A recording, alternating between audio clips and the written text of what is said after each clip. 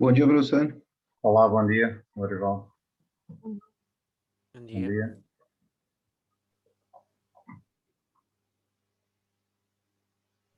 Bom dia. Bom dia.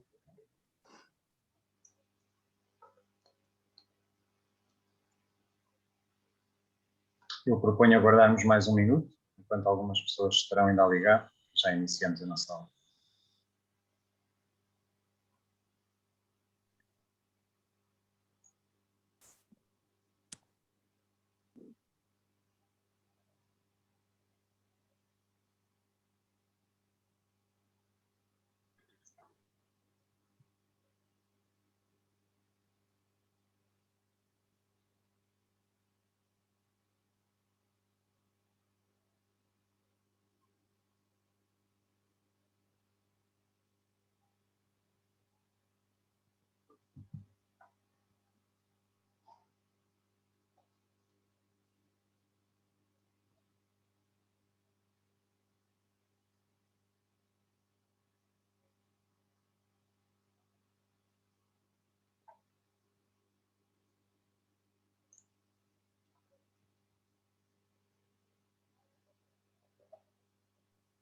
Bem, bom dia a todos. Espero que estejam todos bem. Vamos dar início à nossa aula, como habitualmente, com dúvidas que queiram colocar, questões que queiram esclarecer.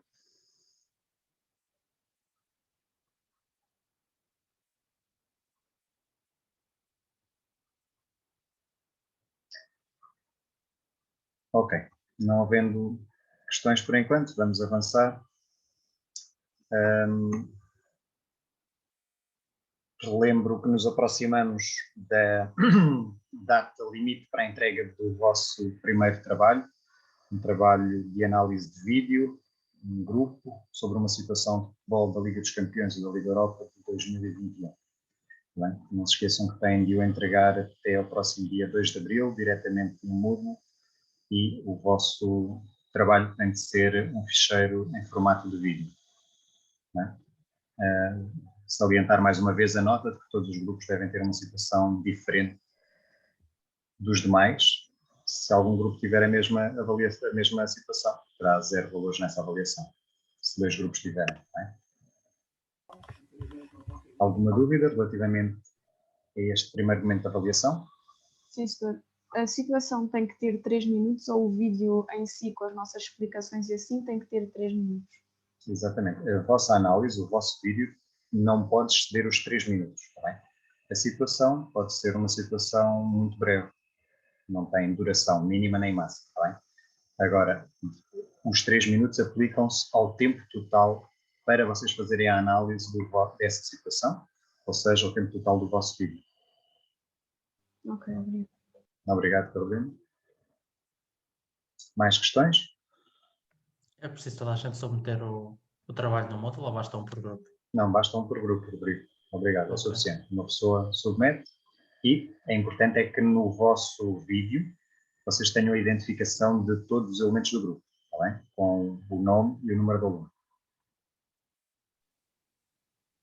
Obrigado, Rodrigo, pela questão. Mais alguém que quer esclarecer algo sobre esta primeira avaliação? O professor, sobre o controle da situação do jogo, eu não sei se a Malta já tem um contato geral de todos aí, conseguem se comunicar para dizer que a situação que foi escolhida. Porque sei lá, não sei se o medo do grupo todo, daqui a pouquinho colocar e alguém analisar a mesma situação. Eu não sei como que a gente poderia controlar. Eu não sei, eu acho que a Malta do meu grupo me enviou para alguém, não sei se todo mundo recebeu ou não da situação. Essa é a única questão que eu tinha. Ok, obrigado. Eu julgo que devem ter um grupo entre vocês, entre os alunos, todos, Sim, sim, para... no grupo. Ok, obrigado, Carolina. É importante que partilhem esta informação, no fundo, aquilo que é a situação e o tema que cada grupo está a trabalhar, para que precisamente os outros grupos não escolham essa mesma situação. Ah, perfeito, obrigado, então. Obrigado, Lorival. Obrigado, Carolina. Mais alguma questão? Não? Ok. Tínhamos realizado um exercício na última aula teórico-prática, que eu depois vos pedi para continuar a aprofundar. Alguém que tenha alguma dúvida, alguma questão que queira esclarecer sobre aquilo que trabalhamos, discutimos na aula teórico-prática, ou eventualmente algo que continuou a desenvolver no seguimento da aula?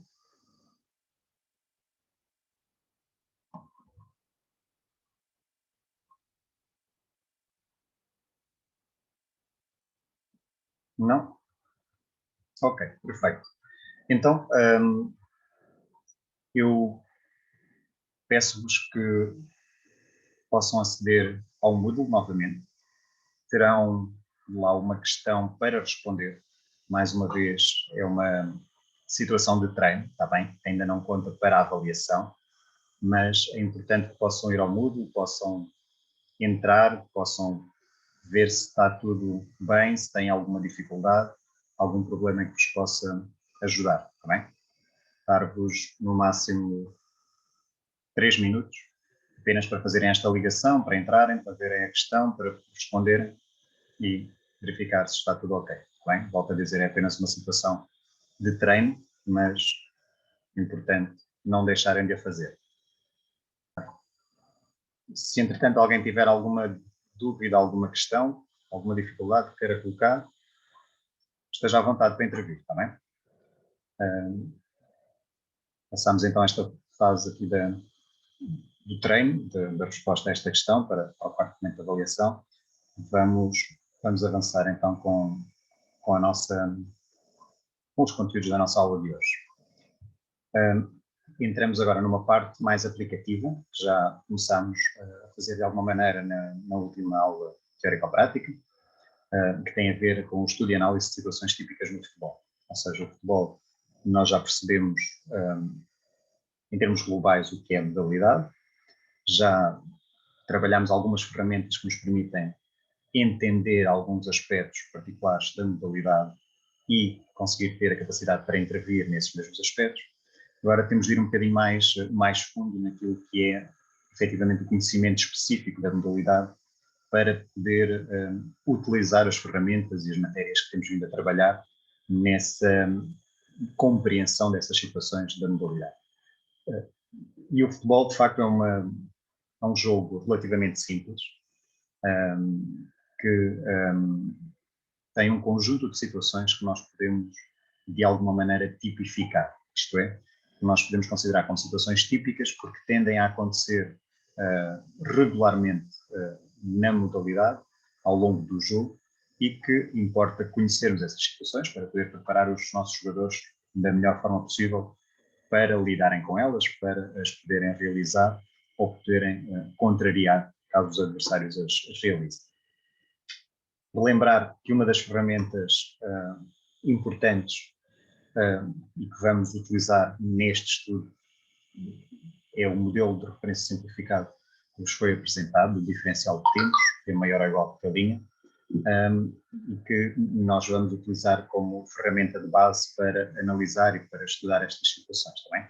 É este modelo e depois as outras ferramentas decorrentes do mesmo que temos vindo a trabalhar até aqui. Vamos começar por uma situação, que é o passe, que por vezes é considerado apenas como uma técnica, mas o passe é bem mais do que uma técnica. O passe, no fundo, é uma ferramenta que ajuda a ganhar o jogo e que pode servir para diversos fins. Progredir no terreno, se eu quiser fazer chegar a bola o mais rapidamente possível à baliza do adversário, eu consigo fazê-lo através do passe. Eu podia optar em alternativa por conduzir a bola, por correr com a bola no pé, mas naturalmente a minha velocidade, o tempo que eu demoraria a percorrer esse espaço seria inferior ao tempo que eu posso demorar se fizer um passe, se quiser chegar a bola a um colega meu mais próximo da baliza adversária. Né? Pode servir também para criar espaços para marcar o golo, o cesto, o ponto, neste caso específico do futebol, efetivamente trata-se do golo, e quer dizer que eu posso fazer um passe para um espaço e não necessariamente para um sítio onde está um colega meu. E muitas vezes esta é a opção mais adequada, é o colocar a bola num sítio onde ainda não está um companheiro de equipa, mas que ele vai poder estar para ocupar um espaço que ainda lhe permite ter algum tempo para realizar a ação seguinte. Pode servir também para colocar a bola num companheiro melhor posicionado, e este melhor posicionado depende mais uma vez do objetivo que nós temos. Se quisermos fazer a manutenção da posse de bola, pode ser um espaço mais liberto de adversários. Se quiser aproximar-me da baliza adversária para marcar gol, pode ser um colega de equipa mais próximo da baliza adversária. Por isso, permite-nos fazer chegar a bola a alguém da nossa equipa.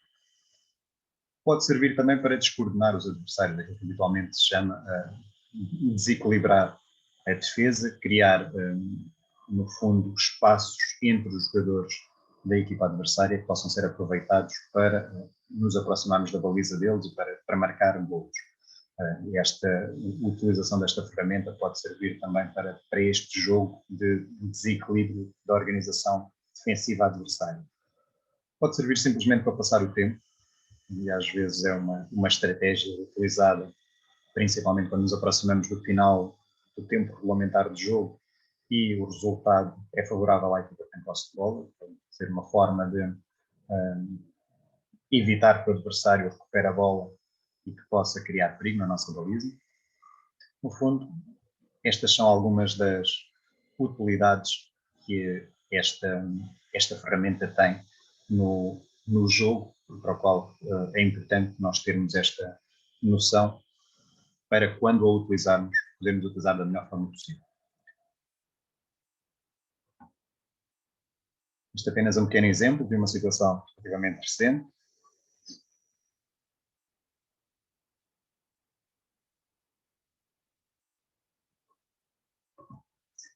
Ok, se repararem, temos aqui alguns passos que são decisivos para o sucesso da ação. Este primeiro passo, naturalmente, permitiu percorrer uma distância muito grande e aproximar-se da área adversária. Depois aqui um segundo passo para criar para um colega num espaço liberto, próximo da baliza, que lhe permitiu depois obter o gol. Isto é apenas um pequeno exemplo de uma situação que tem dois passos que são fundamentais para o sucesso, para alcançar o objetivo do jogo, que é o gol, mas naturalmente há muitas outras situações que efetivamente o passe é uma situação típica no futebol e que está presente em praticamente todas as jogadas, todas as situações de jogo. Então, quando nós queremos aprofundar a análise sobre um passe no futebol, mais uma vez é importante percebermos que um passe é uma relação de tempos entre o jogador que tem a bola e que está para fazer chegar ao seu colega, e que a bola para chegar ao seu companheiro de equipa demora um determinado tempo, e que, porque estamos no futebol e porque há oposição, há um adversário que procurará interceptar esse passe, e esse adversário demorará também um tempo até o possível ponto de interseção da bola. Como já vimos, se o tempo da bola for inferior ao tempo do adversário, quer dizer que a bola passa, pode chegar ao companheiro de equipa ou ao espaço para dar o seguimento à jogada pretendida. Por outro lado, se o tempo do defensor for igual ou inferior ao tempo da trajetória da bola, quer dizer que o defesa tem sucesso, que ele consegue intervir sobre a bola, consegue cortar a bola ou pelo menos alterar a sua trajetória. Então, na essência, nós temos aqui este diferencial de tempos, esta relação de tempos entre o tempo da equipa que faz o passe e o tempo da equipa que procura interceptar ou contrariar esse passe. E isto diz-nos então que, de uma forma muito simplificada, o passe é fazer chegar a bola a um companheiro de equipa antes que o adversário acorde. Este é, no fundo, o grande objetivo quando procuramos fazer um passe. É fazer com que a bola chegue a um colega nosso de equipa antes de poder ser interceptada por um adversário. Quer isto dizer que temos de perceber que, para ter sucesso nesta situação, precisamos de estar coordenados com os nossos companheiros, isto é, preciso haver uma coordenação entre os jogadores da equipa que tem posse de bola, nomeadamente entre o que tem a bola e aquele que pode vir a ter a bola ou outros potenciais colegas que a possam receber. é através deste diálogo que se estabelece entre eles, da comunicação, daquilo que é uma capacidade que eles têm de perceber o que é que pode acontecer e que soluções são mais eficientes para continuarem com bola e para essa bola chegar a um colega de equipa que permita alcançar os resultados da melhor forma possível.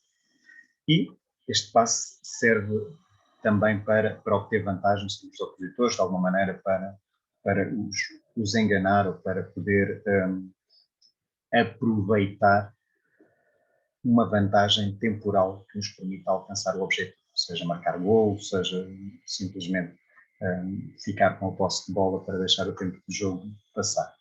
Por isso, o passe tem estes dois grandes propósitos. Desdobrando agora um pouco mais, precisamos de saber que há algumas preocupações que os diferentes jogadores devem ter. Por um lado, quem passa a bola, isto é, o jogador que tem a bola e que procura fazer chegar a um colega de equipa, uma primeira preocupação deve ser encontrar o melhor companheiro ou espaço para colocar a bola. Isto é, se nós pensarmos que num jogo formal de futebol temos 11 jogadores, que um desses 11 jogadores tem a bola, então ele tem, pelo menos, ou na melhor das hipóteses, tem 10 possibilidades de passe correspondentes aos 10 colegas em quem pode colocar a bola. Mas para além desses 10 colegas, tem ainda muitas outras possibilidades em termos de espaço onde a bola pode ser colocada. E mais uma vez o grande desafio é selecionar o melhor espaço e ou o melhor colega para colocar a bola. E isto vai depender sempre daquilo que é o objetivo, daquilo que é a estratégia que a equipa tem naquele momento para alcançar o seu objetivo. Por isso, a grande preocupação inicial de quem tem a bola e procura passar é encontrar o melhor companheiro ao espaço para colocar a bola. Depois, deve conseguir fazer chegar a bola da melhor forma possível para a ação seguinte. Isto é, sabendo a que companheiro vai passar a bola ou em que espaço vai colocar a bola deve chegar a esse colega ou a esse espaço da melhor forma possível, para a ação seguinte. Isto é, se eu quiser fazer chegar a bola a um companheiro meu para que ele consiga progredir e aproximar-se da baliza adversária, eu tenho de saber, por exemplo, se ele preferencialmente controla a bola com o pé direito ou com o pé esquerdo. Se ele controlar com o pé direito e eu a colocar no seu pé esquerdo, eu não o estou a ajudar. Estou a fazê-lo perder tempo, estou a fazê-lo ter mais dificuldades em controlar a bola para dar seguimento à ação seguinte. Por isso, não é indiferente a forma como eu faço chegar a bola ao meu colega ou ao espaço para poder ser recebida pelo meu colega, porque isso vai condicionar a ação seguinte. Quer dizer que não é apenas aqui uma ação de colocar a bola num sítio ou num colega, mas é a forma como se coloca a ação nesse sítio ou nesse colega que vai determinar o sucesso da jogada ou da ação seguinte. E depois de passar a bola, fazer a bola chegar da melhor forma possível ao colega ou ao espaço, ter preparada a ação seguinte sem ficar à espera para ver o resultado do passe. Isto é, o jogador perceber que depois de deixar de ter bola, ele tem de fazer qualquer coisa. Quer dizer que tem de imediatamente iniciar essa ação. Não pode passar a bola e ficar parado, tem de passar a bola e seguir para a próxima ação para poder continuar a ajudar a sua equipa, poder continuar a ajudar o seu colega a fazer algo que possa ser importante no seguimento daquilo que é o propósito do passe. Por outro lado, quem recebe a bola não deve ficar à espera desta, mas deve melhorar as condições para receber a bola. Isto é, não pode ficar parado à espera que a bola venha ter com ele, deve procurar ir ao encontro da bola, de alguma maneira antecipando e diminuindo o tempo para os adversários poderem interferir sobre essa mesma trajetória da bola, e até de uma forma que lhe permita melhorar as condições para a jogada seguinte. Aquilo que habitualmente se chama uma recepção orientada, ou seja, um posicionamento, uma relação centro-massa base de apoio, que lhe permita antecipar a ação seguinte, melhorando assim as condições da bola quando chegarem, para ele poder ganhar tempo e chegar mais rapidamente à ação seguinte. E esta ação seguinte implica que, antes de receber a bola, o jogador tem de saber o que é que vai fazer com essa bola. Isto é, não basta ir ter com a bola para ficar com a bola, é preciso ter preparado o que vai fazer com a bola. Saber se a seguir se vai correr em direção à baliza adversária, se vai voltar a fazer um passe para quem fez o passe, se vai passar a outro colega, se vai pintar um adversário, porque ter preparado a ação seguinte é uma forma muito importante de poder ganhar tempo e de poder ter sucesso.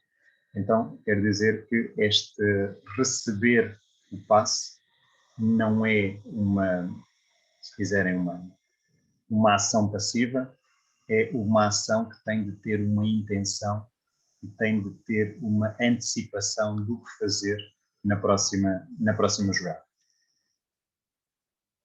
Temos também aqui preocupações dos companheiros de quem passa a bola. Nem todos eles vão receber a bola, só há, na melhor das hipóteses, um deles que vai receber a bola. Quer dizer que há muitos outros colegas, no máximo 9, que têm de continuar a ajudar o jogador, quer o que passa, quer o que vai receber a bola. Uma das preocupações pode ser impedir ou dificultar os adversários de poderem intervir sobre a bola, cortar o passe. Isto pode ser feito metendo-se à frente deles, pode ser feito afastando-se da possível linha onde a bola vai passar, para que eles sejam atraídos pelo adversário e não pela bola. Pode ser, no fundo, contribuir para que efetivamente o passe seja bem sucedido e para que o jogador que vai receber a bola possa ter mais tempo para dar o seguimento correto à ação que é pretendida. Por isso, temos aqui estas duas grandes preocupações dos companheiros de quem passa a bola: impedir ou dificultar os adversários para intervir sobre ela, atrair os adversários para melhorar as possibilidades dos companheiros da equipa e, eventualmente, até desmarcarem-se para uma segunda linha de passe e poderem dar outro seguimento à jogada da equipa ou aos propósitos que a equipa tem. Por outro lado, quem defende tem também algumas preocupações, ou deve ter algumas preocupações. Desde logo, condicionar os possíveis locais onde a bola pode ser colocada. Isto é, há uma previsão daquilo que pode ser a ação do jogador que tem bola, que vai poder colocar em alguns locais ou alguns adversários, e por isso importa condicionar esses possíveis locais onde a bola pode ser colocada. Isto é feito através do posicionamento que se tem, do espaço que se ocupa e da forma como se ocupa esse espaço. Mais uma vez, a relação centro-massa, base de apoio. Depois, pode-se condicionar também os adversários que podem receber a bola, estando mais perto ou mais afastado destes, estando numa posição, com uma relação centro-massa, base de apoio, que lhes dê mais ou menos indicações sobre a intenção de intervir sobre eles, de intervir sobre a bola ou não. E estar preparado para intervir sobre a bola, isto é, sabendo que a bola vai passar no espaço, ter a preparação necessária para poder percorrer o espaço até esse ponto de interseção com a bola e poder intervir sobre ela. Falamos mais uma vez da relação centro-massa base de apoio e daquilo que é uma situação, como já falámos anteriormente, de uma ligeira flexão dos membros inferiores para poder ganhar aqui algum tempo em termos de deslocamento e de ação para poder interceptar a bola. Por isso, isto são três grandes preocupações de quem defende: condicionar possíveis locais onde a bola pode ser colocada, condicionar os adversários que podem receber a bola e estar preparado para intervir sobre a bola. Assim, quando falamos no passe, temos, no fundo, de perceber que há algumas preocupações que devemos ter em conta para melhorar esta situação. Como vimos, é importante quem tem a bola saber o que é que tem de fazer, quem recebe a bola saber o que é que deve fazer para que possa dar o melhor seguimento à jogada da equipa, Os companheiros da equipa que têm a posse de bola também devem saber o que fazer para contribuir para que o passe tenha sucesso e para o seguimento da jogada da equipa. E, por outro lado, quem defende também deve procurar ter alguma intervenção, alguma iniciativa e não ficar simplesmente à espera de ver o que é que vai acontecer à bola para depois, eventualmente, poder intervir sobre ela ou não. Há aqui um conjunto de variáveis, mais uma vez, que são determinantes para podermos perceber efetivamente como cada um destes jogadores pode melhorar a sua ação nesta situação de passe.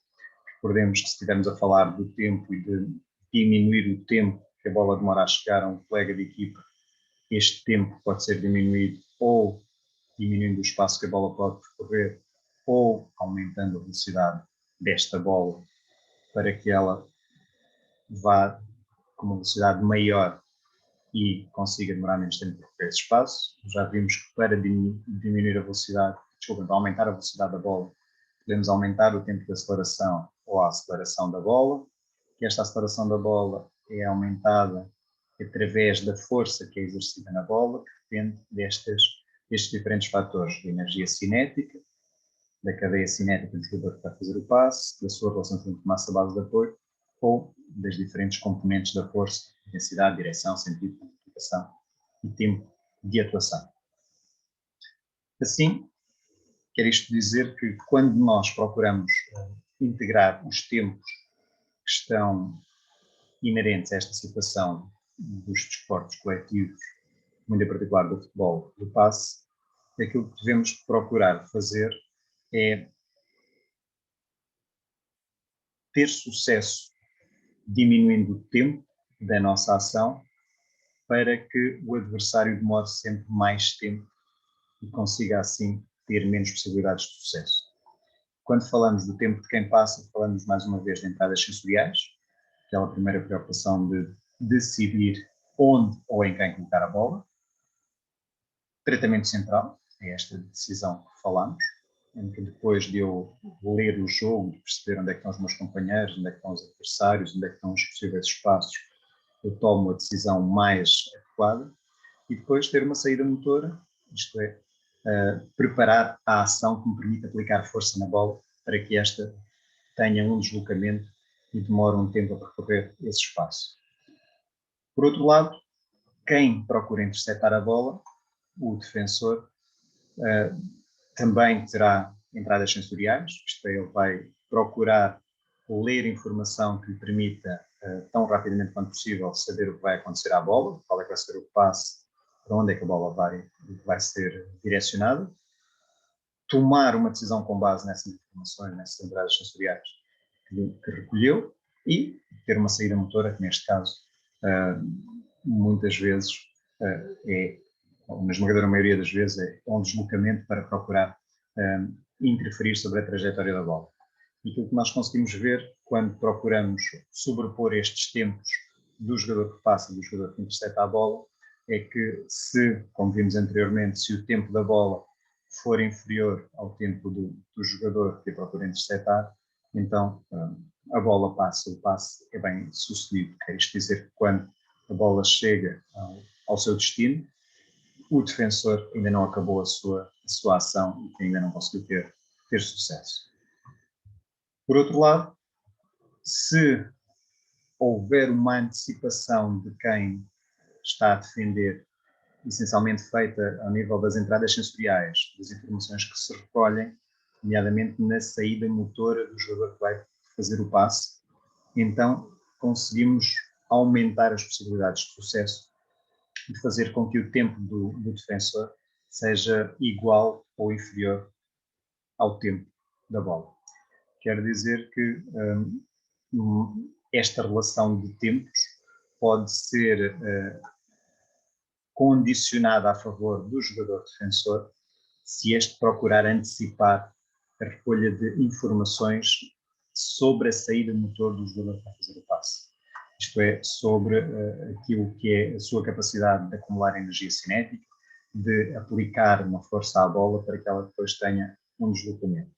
porque se essa leitura for feita antecipadamente, mesmo sem necessidade de diminuir o tempo da saída motora, mesmo sem necessidade de se deslocar mais rapidamente, pode ser o suficiente para conseguir ter sucesso. E é isto que nós vemos muitas vezes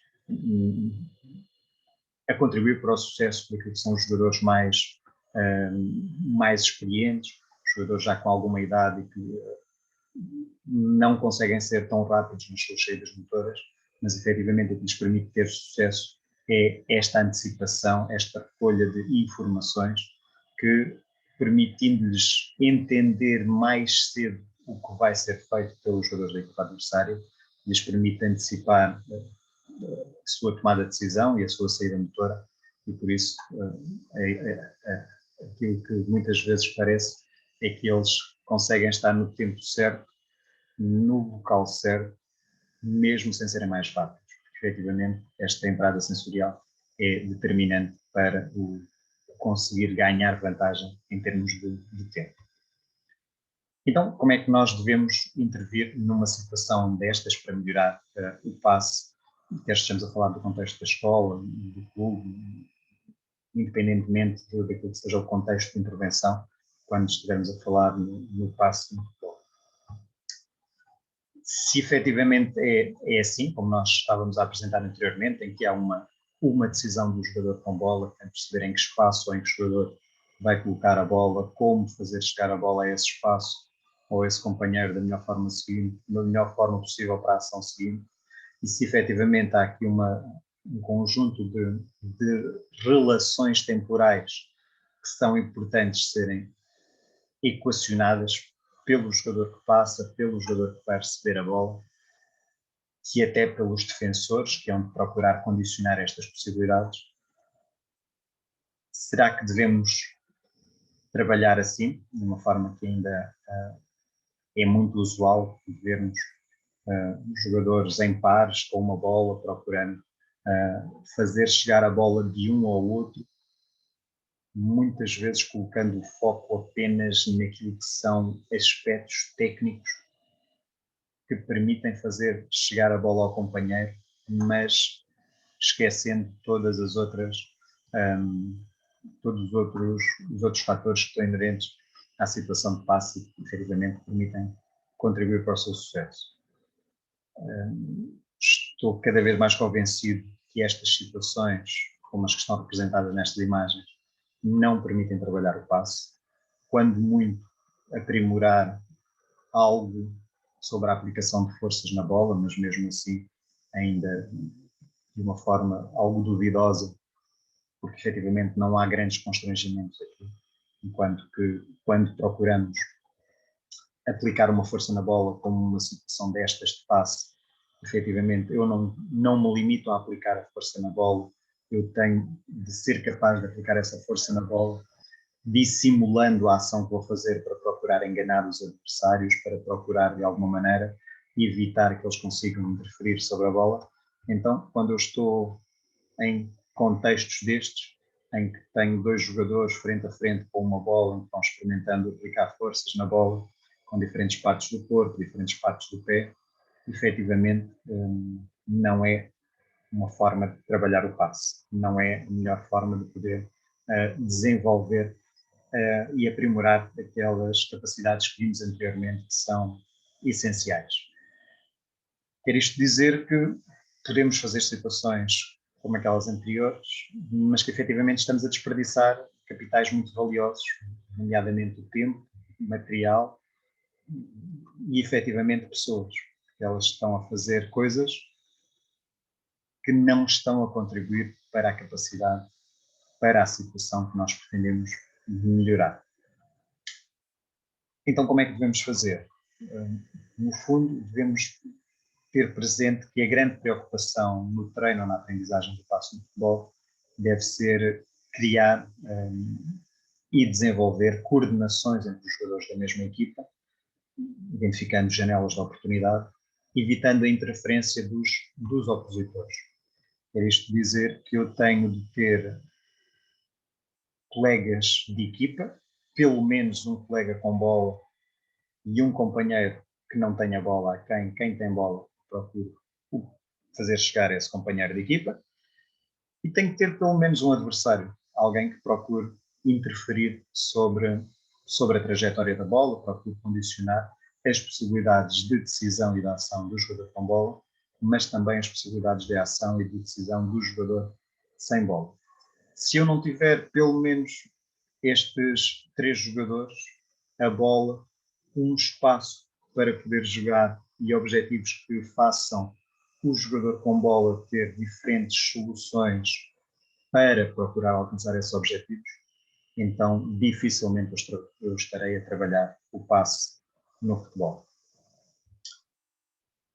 Isto naturalmente falamos de situações que depois, neste caso é extremamente simplificada, mas que podemos ir complexificando através do aumento do número de jogadores, quer da equipa com bola, quer da equipa sem bola, eventualmente outros objetivos que possamos colocar no espaço, nomeadamente alvos por onde a bola tenha de passar, por exemplo, a dimensão do campo também pode ser maior. Então temos aqui diferentes alternativas que nos permitem ajustar aquilo que estamos a treinar para poder desenvolver o passe em função também das necessidades e do nível dos jogadores.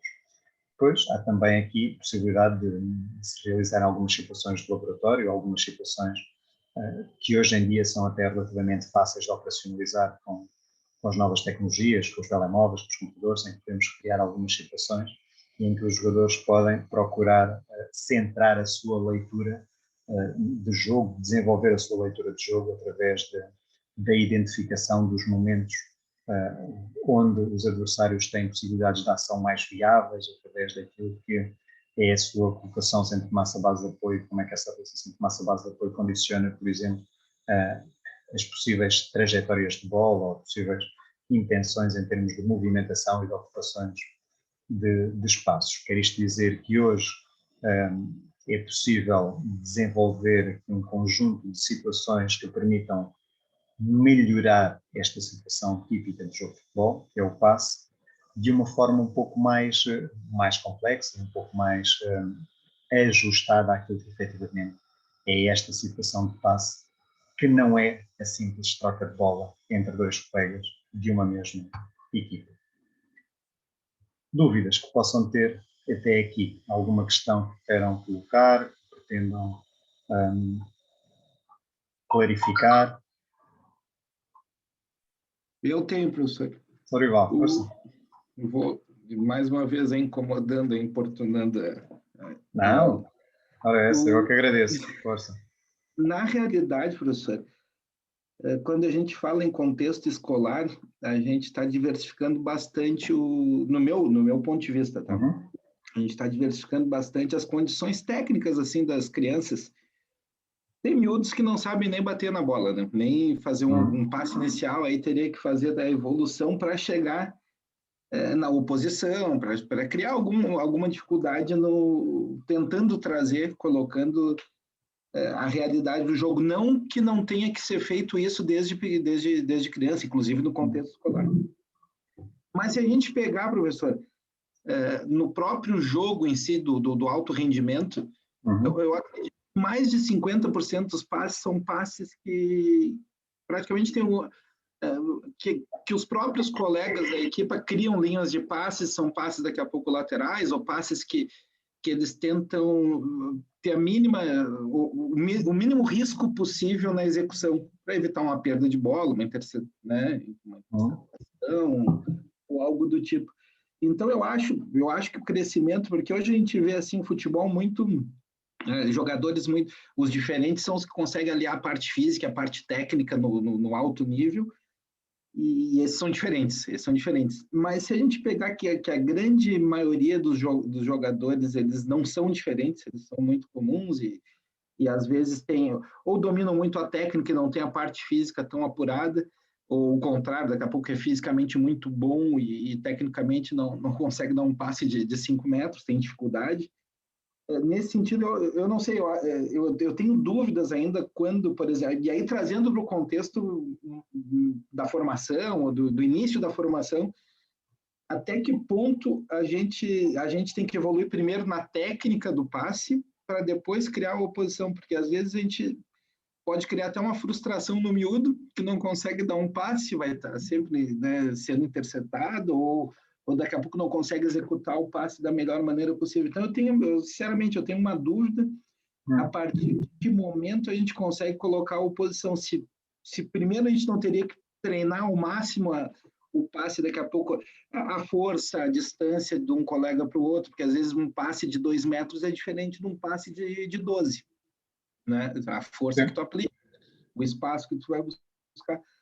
Então, eu não sei, eu tenho uma dúvida, essa é uma dúvida que eu carrego já há algum bom tempo, porque eu acho importante a oposição, criar uma oposição, porque o jogo em si é assim, vai ter sempre alguém tentando interceptar. Então, eu sinceramente eu não consigo ver se existe uma idade, se existe a época certa depois que ele dominou a técnica do passe. E eu acho importante, antes de criar a oposição, isso é um pensamento meu, mas eu aceito todas as opiniões. Eu acho que é importante primeiro ter a técnica dominada, para aos poucos colocando a oposição. Porque aquele passe, a foto que o professor mostra ali, do passe, claro, ali ele está praticamente um passe vencedor, ali é uma assistência que ele vai tentar colocar o colega dele de frente para a baliza. E no contexto bem de início, eu acho que isso é praticamente difícil, bem mais difícil para um miúdo, sei lá, de 7, 8 anos, conseguir fazer isso. Então, a minha dúvida é essa mesmo, professor. Se existe um momento que a gente pode daqui a pouco pular e já criar a oposição, porque eu sinceramente, eu tenho dúvida quanto a isso. Ok. Lorival, obrigado pela sua partilha, pela sua dúvida. Alguém que quer ajudar a resolver esta questão colocada pelo Lorival, ou pelo menos partilhar também a sua posição? Posso dar a minha opinião? Rodrigo, força. Então, na minha ótica, eu acho que é sempre importante ter a oposição para o jogador perceber quando está em jogo vai ter dificuldades a fazer o passe. Portanto, eu acho que de início não devemos criar uma oposição muito ativa, mas criar uma oposição passiva ou até condicionada do estilo metermos o defensor sempre a escolher um lado e o atacante depois ter que perceber, ok, o defensor está ali, eu tenho que passar a bola pelo outro lado. E perceber desde cedo esse modo de agir que ele tem que fazer consoante o posicionamento dos defensores e dos colegas. Isso é o que se utiliza hoje em dia, né, Rodrigo? É o que mais se utiliza é condicionar a oposição, tu vai, chega perto e evita. Mas eu, sinceramente, eu não sei até que ponto, professor, a técnica não tem que primeiro ser um pouco mais treinada para ir criando a oposição aos poucos. Essa é a minha dúvida. Condicionado ou não a oposição. Rodrigo, o que é que lhe parece? Dentro daquilo que estava, no seguimento daquilo que estava a dizer, faz-me sentido esta dúvida do Lorival? Eu acho que sim, mas acho que também é possível trabalhar sempre a técnica como a oposição mesmo, não seja tão ativa, porque nós termos um passo frente a frente sem ninguém lá é quase a mesma coisa, entre aspas, em técnica, do que nós puxarmos a bola para o lado e depois fazer o passe sem ninguém lá na mesma. E temos um adversário e temos que o evitar antes de fazer o passe. E o passe é sem oposição porque já evitamos o adversário antes. Lorival, o que é que lhe parece? Não, eu acho que o Rodrigo tá certo, ele não está errado. A minha dúvida continua sendo se, por exemplo, numa troca, chegamos no alto rendimento, numa troca de passe onde tu não tem digamos, uma marcação pressionante que te dê liberdade, que grande parte do jogo, por exemplo, hoje as saídas de bola são tão diferentes, né? Hoje tu consegue já a linha alta e tu é obrigado daqui a pouco forçar, e aí vem o amadurecimento técnico dos atletas, né, de ter qualidade no passe, de ter uma saída com um pouco mais qualidade. Mas, via de regra, durante o jogo, quando a bola o jogo pegou a bola ao setor de meio de campo, volta para o setor defensivo, normalmente até chegar um opositor, tu tem uma linha de passe muito tranquila e muito favorável, né? Então, tu precisa só executar um passe lateral, que a maioria dos casos acontece. Esse passe lateral, via de regra, ele é um passe que não normalmente a oposição demora a chegar. O opositor, quando chega, a bola já não está mais em mim, já está lá no outro lado. Aí tu acaba cansando o objetivo mais, eu acho, que é desgastar o teu atacante do que porque não tem oposição nenhuma. Mas se eu trouxer a fazer o paralelo pro contexto da formação dos... E quando eu falo formação dos mais novos mesmo, ali de benjamins para baixo, não estou falando em infantil. Aí tu já tem que ter... Aí tu tem que ter oposição, já tem que criar algumas situações muito mais próximas. Mas em contexto escolar, no contexto da formação dos mais novinhos mesmo, eu acho que eles têm que ter dominar um pouco mais a técnica e colocando a oposição aos poucos, e aí a partir de colocando a oposição, sendo essa oposição condicionada, tu pode ir, mas tu não pode ir a queima, tu faz só um, como se tu fosse retirar a bola, interceptar, mas a bola tem que passar. É importante, eu concordo com o Rodrigo, mas eu não vejo até que ponto para um miúdo dessa idade não causa uma frustração, porque daqui a pouco ele vai errar muito mais o passe do que acertar. Até ele encontrar o ponto, claro que a gente está, né, instigando ele a acertar, ele a buscar mas ele tem que dominar um pouquinho da técnica para conseguir fazer esse passe um pouco com mais segurança e ter pelo menos a sensação do dever cumprido, da missão, conseguir fazer o passe certo. Essa é a minha dúvida. O Lorival, então, agora procurando responder à sua dúvida, e depois é uma matéria que nós iremos aprofundar daqui para algumas aulas, quando falarmos mais concretamente de preocupações pedagógicas para a aprendizagem do jogo, mas naturalmente podemos já começar agora a abordar aqui algumas questões. No fundo, do Lorival qual é que deve ser a nossa primeira preocupação quando ensinamos um passe? Se efetivamente o jogador deve desenvolver a sua capacidade de aplicar força na bola, só depois preocupar-se com o que vem a seguir, ou se devemos ter outra preocupação inicial. Eu estou convencido que o aplicar a força na bola é um fator importante para o sucesso do passe, não há dúvida sobre isso, mas que não é o aspecto mais importante.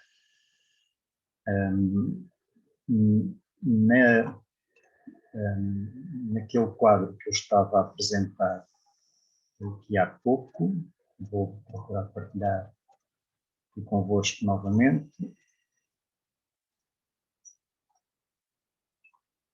Neste quadro,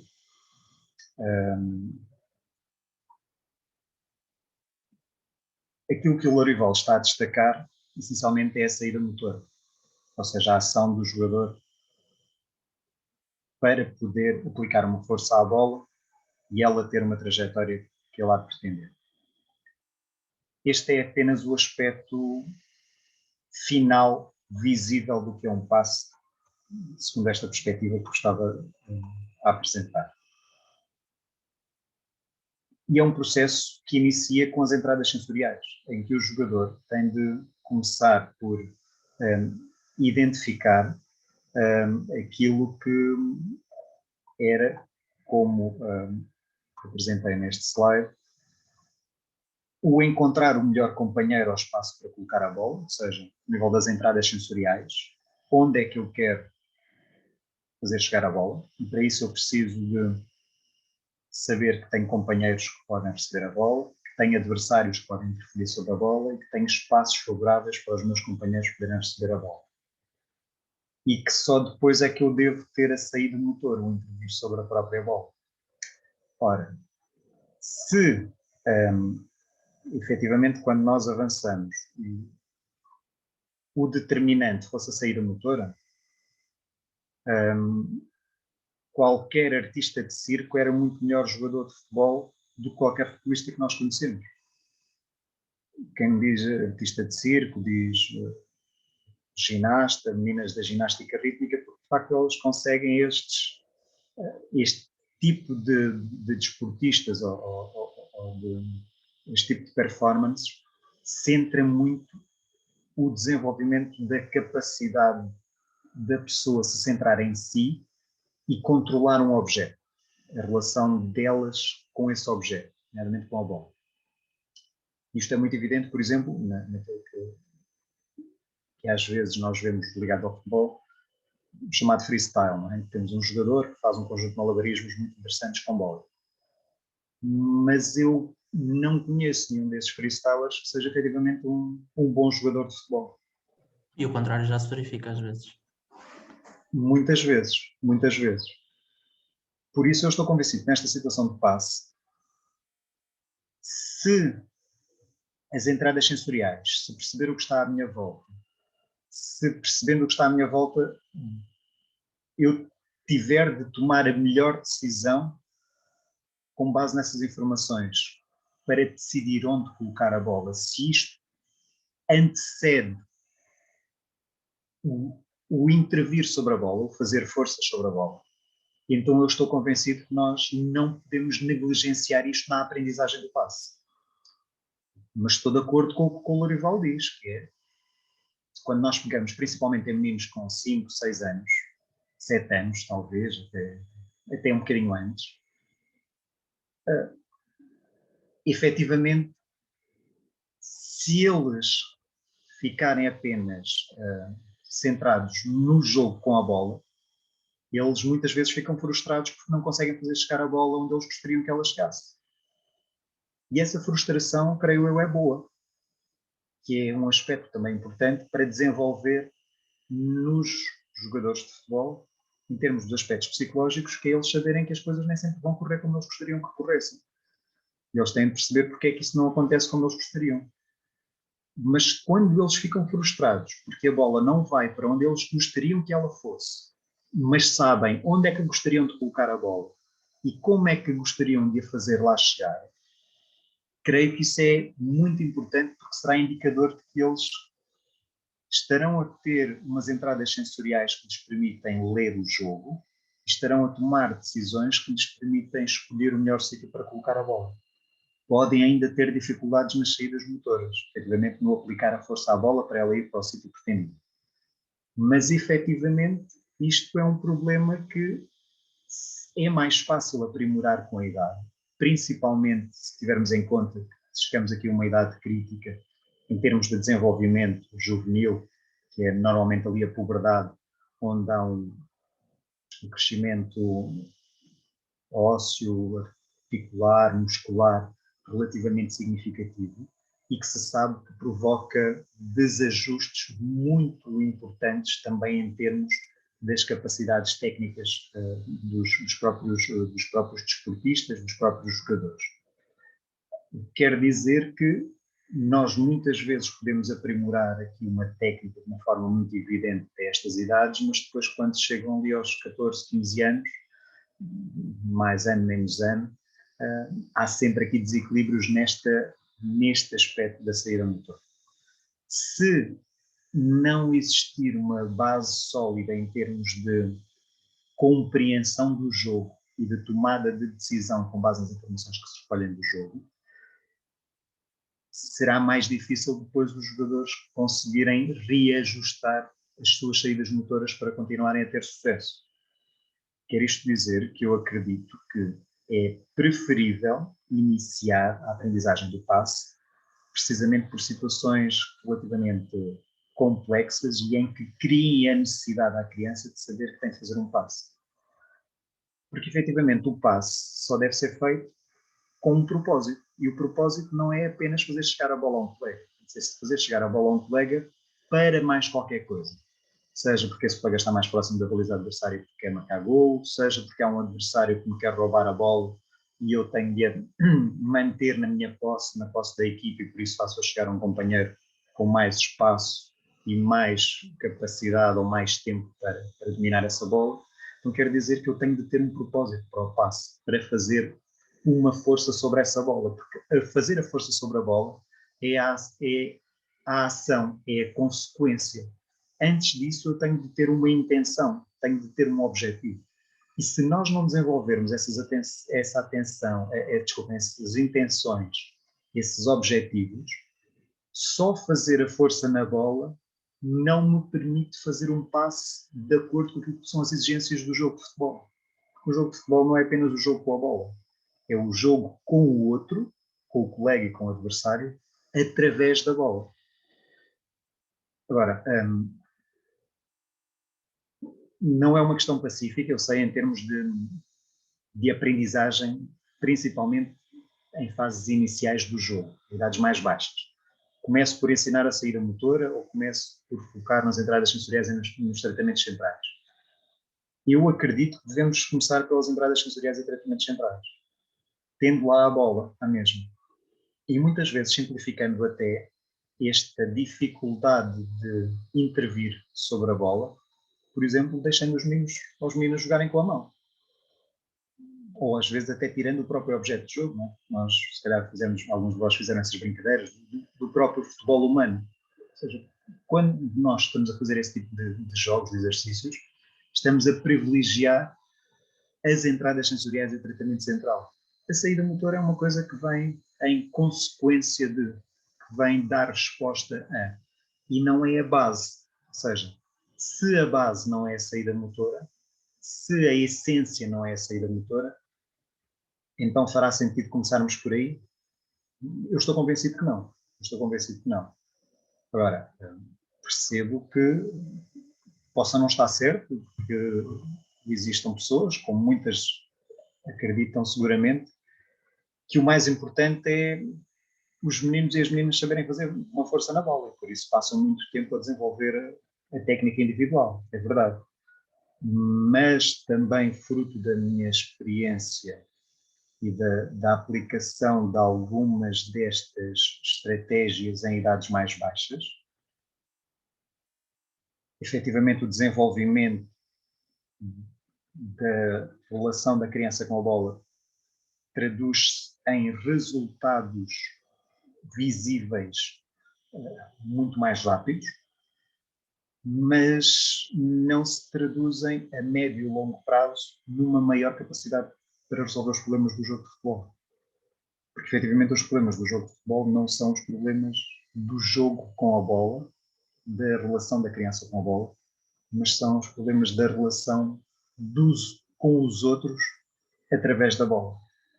Agora, é uma área a explorar. Por exemplo, eu não conheço estudos sobre estas matérias que nos permitam dizer este método é mais relevante do que outro. Há aqui alguns estudos, por exemplo, em termos de aprendizagem, falam na comparação entre, por exemplo, métodos analíticos e, por exemplo, os TGFU, ou Teaching Games for Understanding, por exemplo, em que deixam pistas de que estes métodos mais globais serão efetivamente mais vantajosos na aprendizagem. Mas no futebol não há ainda muito estudo sobre isto, muita evidência sobre isto. Agora, há aqui espaço para se desenvolver este conhecimento e para podermos tomar cada vez decisões mais fundamentadas, em vez de serem apenas feelings, ou de um achar que, ou do outro achar que, ou até termos por referência aquilo que aconteceu connosco. Provavelmente muitos de nós, quando começámos a jogar futebol, efetivamente começámos a jogar com a bola, e depois é que passámos a ter outro tipo de preocupações. Lorival, não sei se... Não, eu acho que o debate tá produtivo, é interessante. A minha proposta, e aí eu já entro com proposta, né? Força. Eu acho que, por exemplo, quando eu falo em aprimorar a técnica, é utilizar, por exemplo, em vez de no aquecimento, vai lá dar 10 voltas no campo, 4 voltas no campo, e sem bola, sem nada, daqui a pouco criar trios, quartetos, e no próprio aquecimento, se movimentando dentro do campo, criando alguns passes e aos poucos colocando já, agora quase como se fosse um meinho, três trocando passe, um no meio, e aí tu já está começando a criar oposição, tu vai aumentando e depois tu faz 2-2 e automaticamente o miúdo vai evoluir na questão do passe, né? Eu não acho como atividade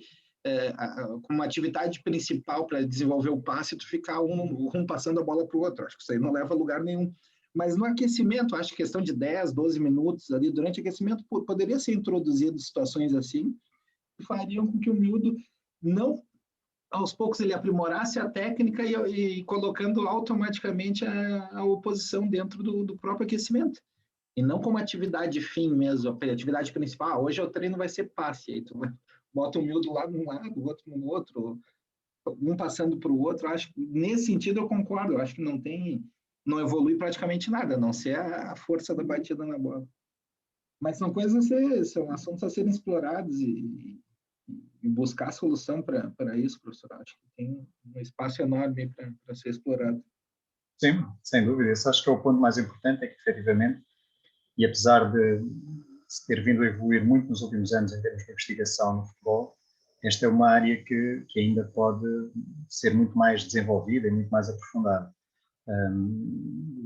Por isso, sem dúvida, que merecerá a atenção de todos nós para que cada vez a intervenção seja mais efetiva.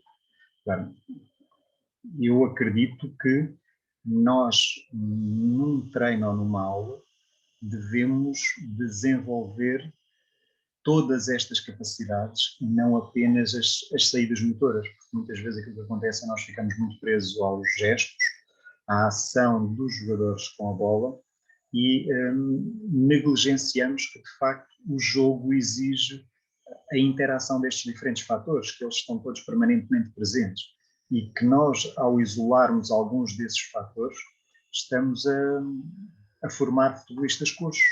Estamos a fazer com que eles efetivamente tenham algumas limitações que depois, a médio ou longo prazo, naturalmente se vão traduzir nas prestações que eles vão ou não vão ter, nos resultados que eles podem ou não podem obter. Naturalmente que esta área da formação é uma área muito abrangente, até porque há aqui muitos outros fatores que condicionam o desenvolvimento dos jogadores e às vezes não são só os bons treinos que contribuem para o sucesso de um jogador. Há muitos outros aspectos que são tão ou mais importantes. Mas eu estou cada vez mais convencido de que efetivamente devemos de deixar de olhar para o futebol de uma forma compartimentada, às caixinhas, isolando fatores, isolando variáveis, mas procurando trabalhar aquilo que são aspectos que, de alguma maneira, estão sempre presentes e em interação todos e que todos eles devem ser trabalhados de uma forma conjunta e não separada ou isolada apenas porque dá mais jeito ao treinador ou porque é que o treinador consegue controlar melhor. E muitas vezes creio que isto ainda é aquilo que fundamenta a intervenção dos treinadores, é nós simplificamos os exercícios porque nos dá jeito, porque é a forma mais fácil que nós temos para intervir, para controlar, para dar feedback, para manipular alguma coisa. E ao simplificarmos, muitas vezes desvirtuamos a essência do jogo. E este desvirtuar acontece em diversas situações.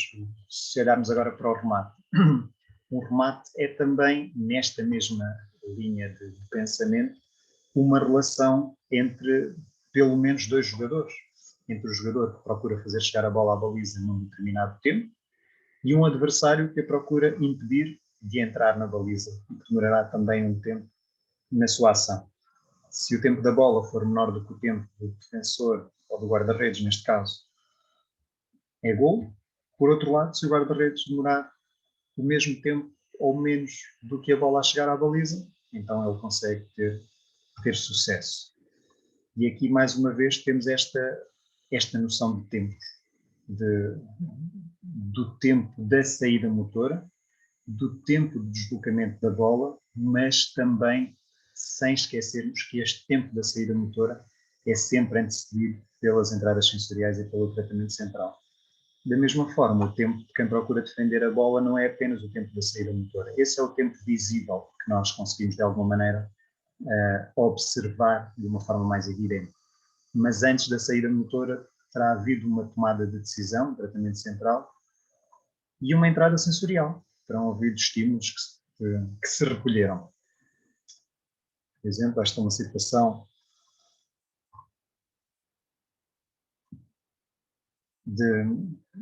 de uma grande penalidade, e aqui a grande penalidade é talvez uma das situações mais simplificadas de remate, em que só há, ou em que temos aqui dois jogadores que estão nitidamente no confronto, e que há aqui um conjunto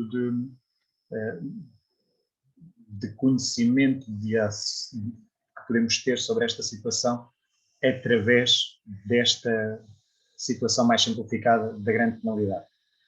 Ora, aquilo que nós conseguimos ver é que para esta situação de remate há dois aspectos que são chave. Isto é, o jogador que remata deve procurar ler o adversário, perceber as possibilidades de deslocamento que ele tem, neste caso o guarda-redes, para onde é que ele se poderá deslocar na baliza e onde é que ele demorará mais ou menos tempo a chegar lá, e aproveitar a janela de oportunidade que acontece.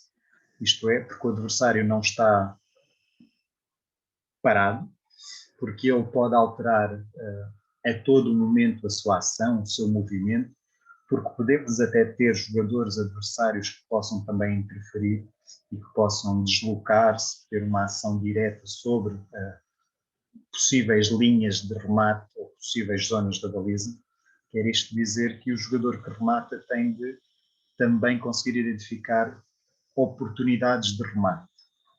Saber que há momentos em que a baliza está ao alcance, mas que eu não consigo chegar lá, porque posso estar muito longe, por exemplo.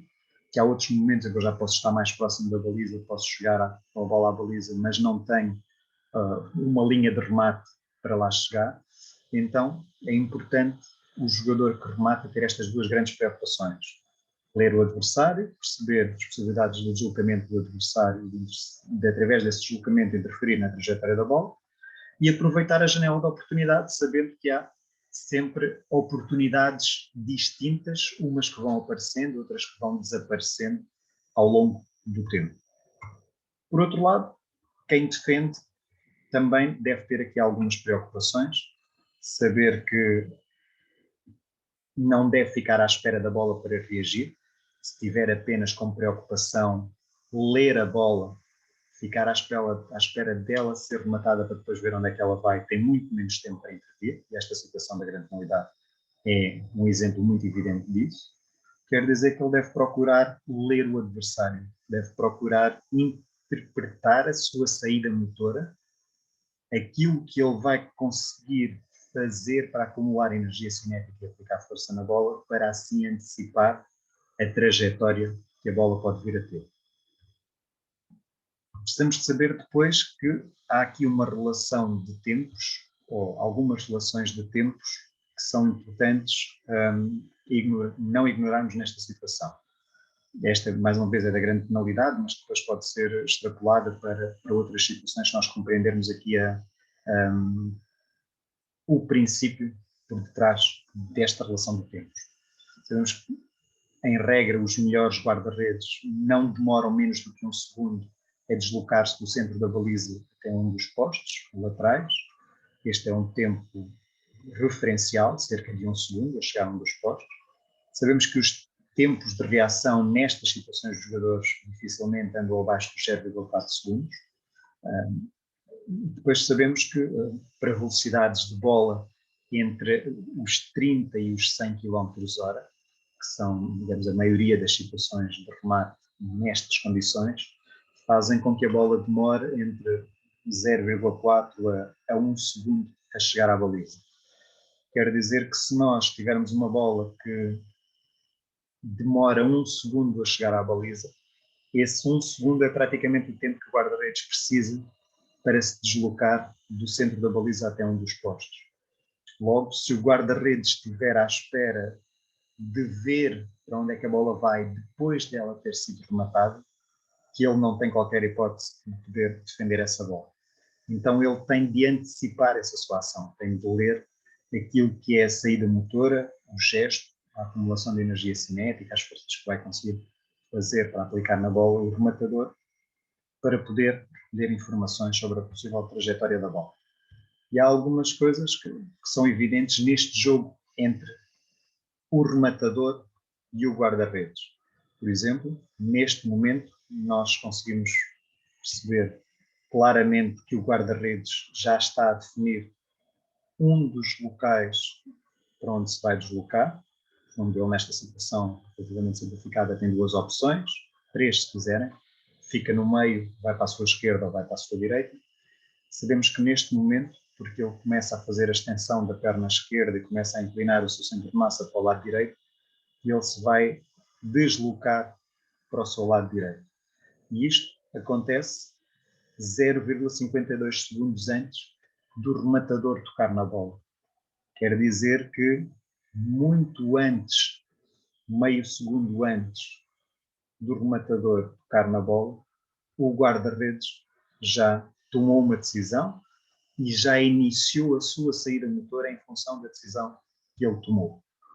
E vejam, no momento em que o atacante toca na bola, o rematador toca na bola, o guarda-redes já está com a sua decisão completamente definida, com o seu movimento completamente definido e, nitidamente, para o seu lado direito, vemos pela colocação do seu centro de massa, muito mais baixo, muito mais inclinado para o seu lado direito e por uma extensão muito maior do membro inferior. Mas, por outro lado, se olharmos agora para o rematador, também percebemos que, neste momento, em que o guarda-redes já tinha definido o sítio para onde se iria deslocar, o rematador também já tem definido aquilo que é a capacidade de aplicar forças na bola e a trajetória que vai dar à bola. Vejam a colocação da base de apoio e o centro de massa, mais uma vez aqui a colocação do centro de massa mais para o seu lado esquerdo, colocação do pé de apoio e a direção deste pé de apoio, a distância do pé de apoio em relação à bola, a colocação dos braços, e vejam como aqui 0,2 segundos antes de tocar na bola já está completamente definido o que é que ele vai fazer à bola e a trajetória que esta vai ter. Quer dizer que se nós procurarmos aqui interligar os tempos, podemos ver que nesta situação o jogador que rematou demorou quase 4 segundos desde que preparou, iniciou o seu movimento até tocar na bola. O guarda-redes, 0,52 segundos antes da bola ser rematada, começou a definir o sítio para onde se iria deslocar. Demorou depois o guarda-redes 0,36 segundos a chegar a avançar ligeiramente na baliza e a poder, neste caso, defender a bola. E este 0,36 segundos foi o tempo que a bola demorou até ter sido também defendida pelo guarda-redes. Temos aqui nesta situação uma velocidade média de bola de cerca de 100 km/h. Nós sabemos aqui o espaço que ela percorreu, sensivelmente os 10 metros. Sabemos que ela demorou 0,36 segundos, então, utilizando esta forma do espaço igual à velocidade vezes o tempo, conseguimos calcular esta velocidade média da bola nesta situação. Ora, isto permite-nos então perceber que o remate no futebol deve mais uma vez visar a identificação e a utilização de janelas de oportunidade para marcar gol. Ou seja, perceber que há uma ação do adversário que vai poder permitir-lhe demorar menos tempo a chegar a determinados locais na baliza, e essa identificação do possível deslocamento do adversário deve permitir ao rematador identificar o sítio mais vantajoso para colocar a bola, isto é, na baliza, ou seja, o sítio onde o guarda-redes demorará mais tempo a chegar lá. Neste caso, se o guarda-redes estava a deslocar para o seu lado direito, o sítio mais vantajoso seria, obviamente, do lado contrário, o lado esquerdo do guarda-redes, que naturalmente iria implicar mais tempo para que ele pudesse chegar lá. Tinha que parar o seu movimento, voltar a reajustar o seu centro de massa à base de apoio e fazer então força para se conseguir deslocar no sentido oposto. Quer isto dizer também que quando vamos ter de treinar estas situações de remate, não devemos treinar apenas o colocar a bola na baliza, o rematar para a baliza, mas deve ser um rematar para a baliza em função de um opositor de um guarda-redes e de um guarda-redes que defina possibilidades, janelas de oportunidade na baliza. Ou seja, habituar o rematador a escolher o sítio onde mete a bola na baliza em função da relação centro-massa-base de apoio do guarda-redes e das possibilidades de deslocamento do guarda-redes. Ou seja, neste caso, se temos o guarda-redes, este pequeno exemplo do boneco com o seu centro de massa sobre o seu pé direito, quer dizer que ele demorará menos tempo a chegar ao seu lado direito do que ao seu lado esquerdo, por isso a opção de remate deve ser aquela que está assinalada.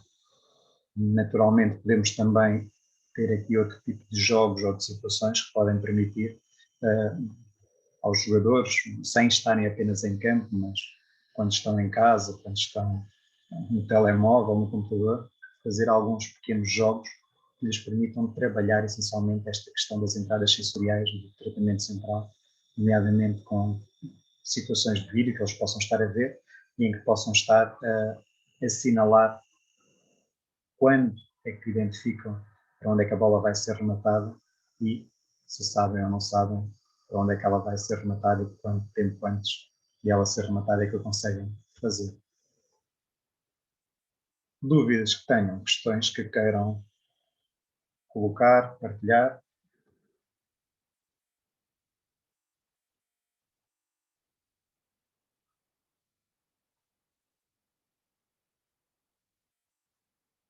Não? Sobre esta questão do remate? Alguma dificuldade que tenham? Alguma questão?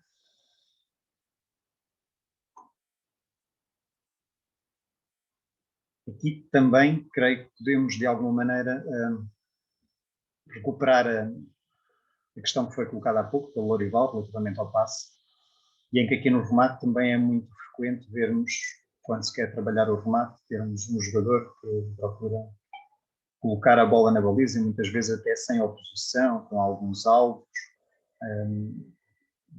Efetivamente, mais uma vez é importante, creio eu, não colocarmos o foco apenas na saída motora, apenas na capacidade do jogador aplicar força sobre a bola, mas perceber que essa é a consequência final de um processo, é apenas a saída motora, que devem ser também trabalhadas as entradas sensoriais e a tomada de decisão.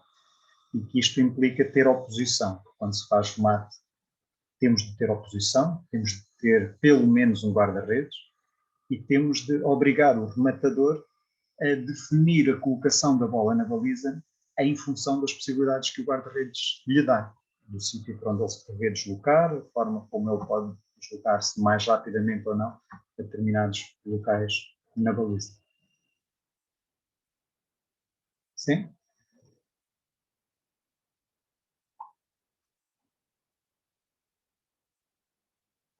Não? Nenhuma questão, nenhuma dúvida que queiram colocar?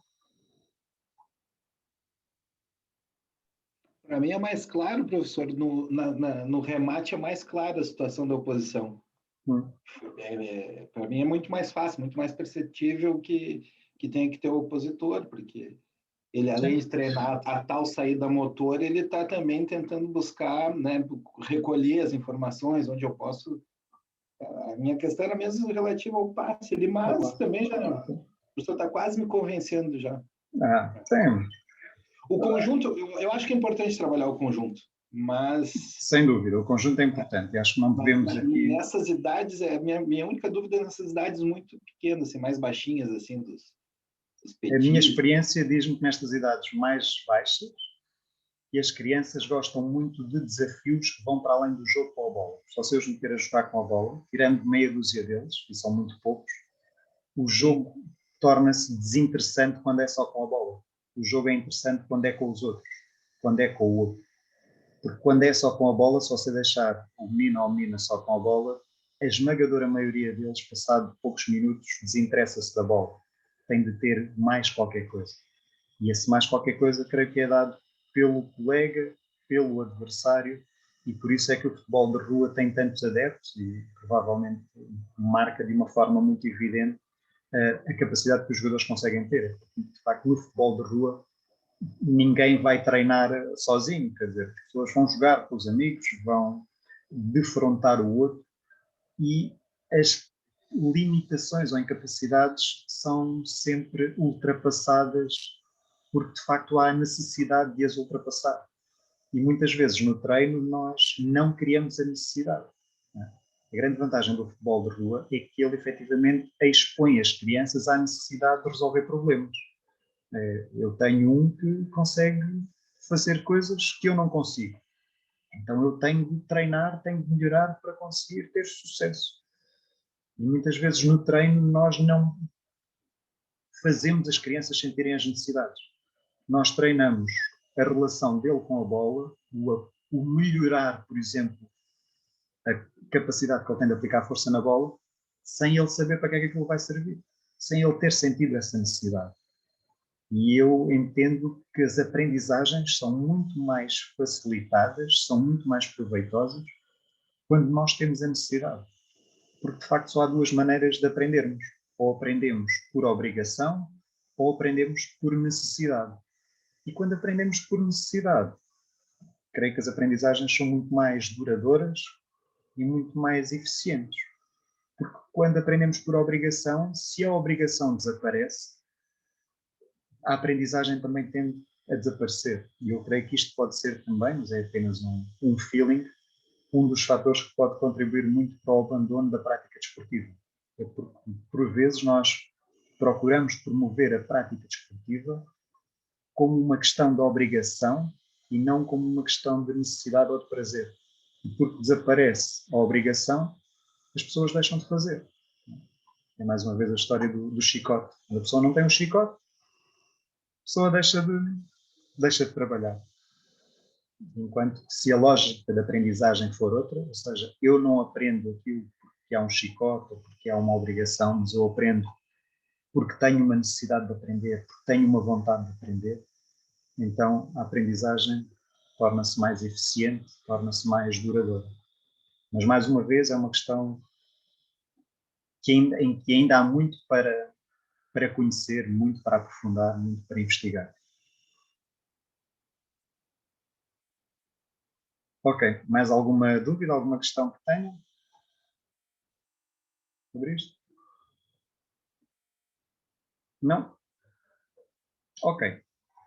Então, agora peço-vos que possam voltar ao Moodle e que agora sim possam responder a uma questão que lá têm para o quarto momento da avaliação. Está bem? É exatamente semelhante, mesma lógica, os mesmos procedimentos que fizemos no início da aula, por isso é que temos feito também em aulas anteriores, em que no Moodle vocês agora têm assinalado uma área diferente com uma questão para poderem responder. É uma questão que vos vai implicar um pouco mais de desenvolvimento, naturalmente, e que têm aqui um tempo limite para poderem responder sensivelmente 15 minutos. Bem? Se alguém tiver alguma dificuldade, alguma questão, eu estou por aqui, estou ao vosso dispor. Peço-vos que sejam honestos. Bem? Isto é uma avaliação individual, tem outros momentos de avaliação coletiva para poderem trabalhar em grupo. Aqui é uma avaliação individual, em que vocês devem procurar responder de forma individual, sendo uma questão de desenvolvimento também importa para vocês fazerem um ponto de situação sobre o que é que sabem ou não sabem até aqui. Não é? Volto a dizer, se tiverem alguma dificuldade, alguma questão que queiram esclarecer, estarei aqui ao vosso dispor. Bom trabalho a todos. Até já. Ok, então espero que tenham conseguido todos aceder sem grandes dificuldades ao Moodle, ou foram aqui aportadas algumas situações que procuramos resolver. Neste momento já teremos as respostas de praticamente todos vós, temos aqui 49 respostas, por isso eu depois irei analisar as mesmas e depois dar-vos também algum feedback. Também. Se alguém tem alguma dúvida, alguma questão que queira colocar, Professor, eu tenho uma questão, mas não é acerca da pergunta, nem assim. Nós conseguimos aceder às aulas gravadas como? Conseguem, eu vou disponibilizar Já no disponibilizou Moodle. alguma? Elas estão disponíveis no canal do YouTube do Núcleo de Futebol do nosso departamento. Eu irei colocar o link aqui no Moodle também para vocês poderem ter acesso a essas mesmas Ok, aulas, está bem? obrigada. Ok, obrigada. Não é assim. Para finalizar, apenas propor-vos para a próxima aula teórico-prática que vocês possam escolher uma situação de passo ou de remate no futebol e que possam analisar essa mesma situação utilizando as ferramentas e os conteúdos que fomos abordando até o momento. Também. Puderem fazer este trabalho para a aula teórico-prática para a próxima, depois começamos a partir daqui e aprofundamos este trabalho destas situações. Alguma dúvida? Isso Alguma aí pode questão? ser em grupo, ou individual, ou indiferente. Minha sugestão é que façam individualmente. Não é? Este trabalho Ok, e depois ok. aproveitamos na aula teórico-prática então para em grupo poder complementar esse trabalho. Mas acho que é importante também cada um de vós individualmente poder estudar um bocadinho estas situações e poder de alguma maneira também ver o que é que sabe, o que é que já não ou o que é que ainda não sabe para poder analisar estas situações. Ok. Mais alguma dúvida, alguma questão que vos possa ajudar? Não? Resta-me agradecer a vossa presença na aula de hoje. Tudo bom e até à próxima aula teórico-prática. Cuidem-se. Professor, até a Até próxima aula. Obrigado. Obrigado. Não é?